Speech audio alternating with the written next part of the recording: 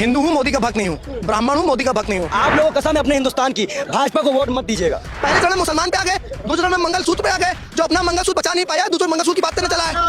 मुगलों ने लूटा तो ताजमहल बना दिया, अंग्रेजों ने लूटा तो रेलवे बिछा दिया, मोदी ने लूटा तो शौचालय बना दिया, और पूरी भाजपा ने लूटा तो हमें भिखारी बना दिया। कहा गया कि चप्पल वाला हवाई जहाज में बैठेगा, हम जूता पहन के आते हैं लेकिन ट्रेन में सीटें नहीं मिलती है। देश का युवा अग्निवीर बनेगा और अमित शाह का बीसीसीआई का सचिव बनेगा। ये दोगलापन मोदी जी नहीं चलेगा। पीएम केयर फंड में पैसा लेंगे चाइना के नाम से, इलेक्ट्रोल बॉन्ड में पैसा लेंगे पाकिस्तान से नाम से, और ये रिश्ता क्या कहलाता है? तो इस पर सवाल करो तो आप देश विरोधी हो जाओगे। चाय वाले बाबू को चाय लेके डूबेगी, चाय से बचेंगे 250 करोड़ रुपए चंदा गाय लेके डूबेगी। जितने वादे किए सारे झूठे निकल गए। अब तो आवाम हिंदुस्तान की ये चाह रही है कि अपनी बेटियों को सेव करना। बेटियां इनके राज में कहीं पे सेफ ही नहीं है। जिसका दिल चाहता है वो, मतलब कहना नहीं चाहिए, मैं कैमरे पे कहना चाह रहा हूँ कि जिसका दिल चाहता है, जैसे दिल चाहता है वो नंगा घुमा रहा है, छेड़े ले रहा है, उठाई लिए जा रहा है। एक गुंडा राज चल रहा है। 2014 के पहले जितने भी भाजपा में लोग थे वो अपने बाप से पैदा ही नहीं हुए। अकॉर्डिंग बाय महेश शर्मा, क्योंकि वो अपने बाप खुद नहीं है। 14 के बाद उसे ये मालूम चला कि मेरा बाप कौन है, वो मोदी।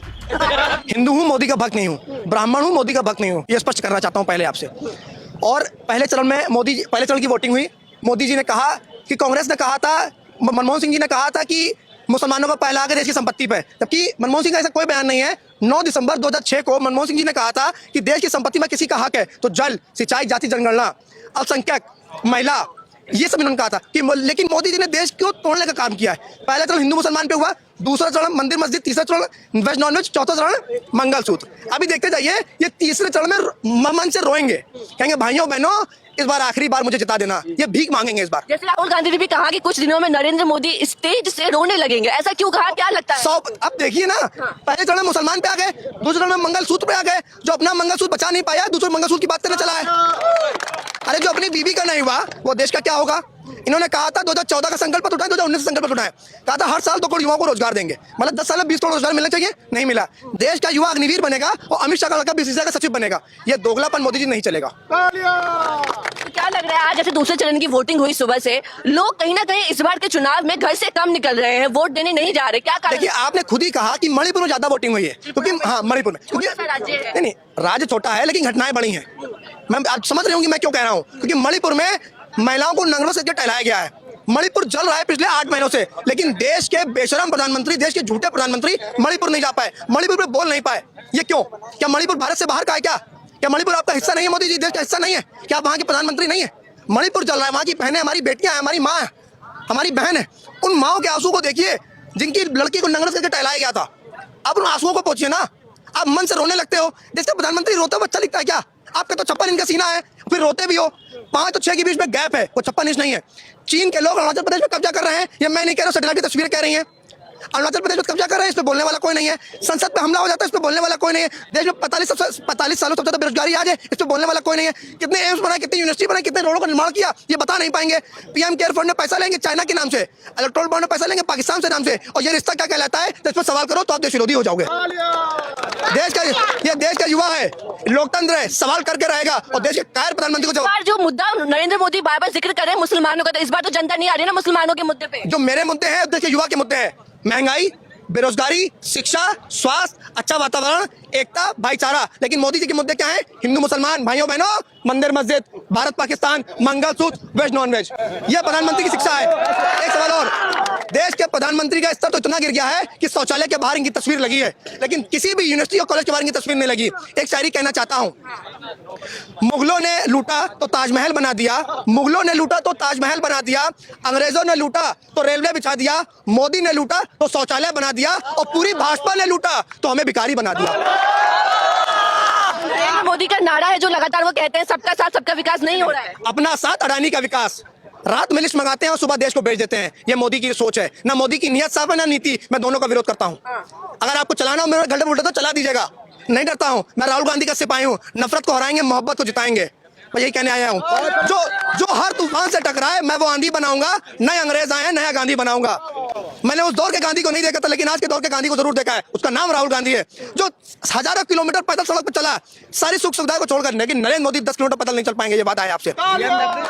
10 साल में एक प्रेस कॉन्फ्रेंस नहीं कर पाए, ये देश का कायर प्रधानमंत्री ही कर सकता है। 10 साल में किसी मीडिया का इंटरव्यू नहीं दे पाए, ये कायर प्रधानमंत्री कर सकता है। किसी युवा से चर्चा नहीं कर पाए, लेकिन अंजना ओम मोदी, सॉरी अंजना ओम कश्यप, उनका नाम मोदी ही है। उनकी जो सोच है ना मोदी वाली है। ना खाऊंगी ना खाने दूंगी, ना सच बोलूंगी ना। काम कर रहे हैं वो लोग। क्या काम कर रहे हैं? नहीं, मैं आपको सवाल नहीं कर रहा हूँ। वो गोदी मीडिया है, वो गोदी मीडिया, पैसा लिए हैं वो लोग। वो देश को सच नहीं दिखा रहे हैं। अगर सच्चाई दिखा देंगे ना तो देश की जनता इस प्रदेश के प्रधानमंत्री को भगाएगी इस बार। एक साथ जी, आप भी आए हैं, क्या कहेंगे? अभी आपने अंजना ओम कश्यप का नाम लिया, मोदी, अंजना ओम कश्यप का नाम लिया, जिनको हम अंजना ओम मोदी बोलते हैं, पापा की परी, हंस बाबा की परी बोलते हैं। पापा की परी ने भगवत मान से पूछा, भगवत मान मुख्यमंत्री थे, 5 सीटें गुजरात में जीते, आप तो पूरी तरह से हार गए। और बीजेपी और भाजपा तमिलनाडु में 1 सीट जीती है, और बीजेपी का वहाँ दक्षिण में खाता खुल गया। आप ये बताओ, 1 सीट पाने वाले का खाता खुल जा रहा है, अब 5 सीट पाने वाली पार्टी हार रही है। ये दलाल एंकरों ने जितना इस देश की बर्बादी की है, जितना हम लोग आपस में लड़वाया है, जितना जिम्मेदार नरेंद्र मोदी है, उतनी ही दलाल मीडिया भी है। ये दोस्त कम नहीं है इनका, ये विपक्ष थे। क्या लग रहा है, वोट कम क्यों हो रहे हैं? वोटिंग टर्नआउट क्यों कम आ रहा है? देखिए, वोटिंग टर्नआउट कम इसलिए आ रहा है कि भाजपा का वोटर वोट देने निकल ही नहीं रहा है। वो कह रहा है बेशर्म को हराओ, अब की बार हराओ तो बेशर्मों को। भाजपा का वोटर नहीं निकल रहा है वोट देने, और इसलिए नहीं निकल रहा है क्योंकि उसे 15 लाख नहीं मिला, हमें भी नहीं मिला, हमें भी नहीं मिला। और उसको एक काम और नहीं मिला, कहा गया कि चप्पल वाला हवाई जहाज में बैठेगा। हम जूता पहन के जाते हैं लेकिन ट्रेन में सीटें नहीं मिलती है, हम क्या करें? और उसके बाद हमको लोगों को हर महीने 80 करोड़ लोगों के लिए ऐसे बैठ जाना पड़ता है। 5 करोड़ राशन तो खाएं, 80-82 करोड़ लोग, तो हम अमीर कहाँ हैं?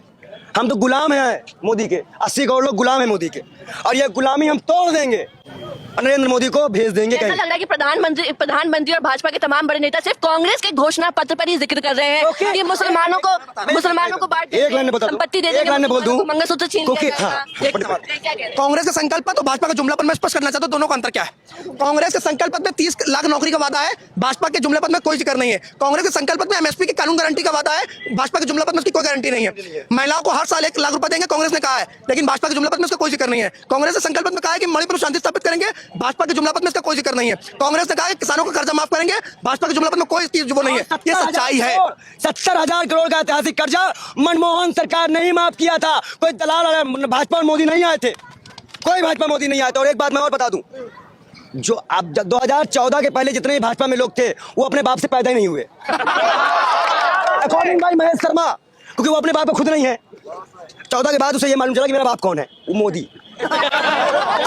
अगर कांग्रेस ने पोलियो मुक्त भारत न बनाया होता ना, तो जो मोदी बकवास घूम रहे हैं ना, लूला लंगड़ा पैदा हुए होते। ये कांग्रेस की देने जा खड़े हो, और कांग्रेस की बनाई हुई यूनिवर्सिटी में और कांग्रेस बनाए हुए स्कूल में पढ़ने जाते हो, कहते हो कांग्रेस ने क्या किया।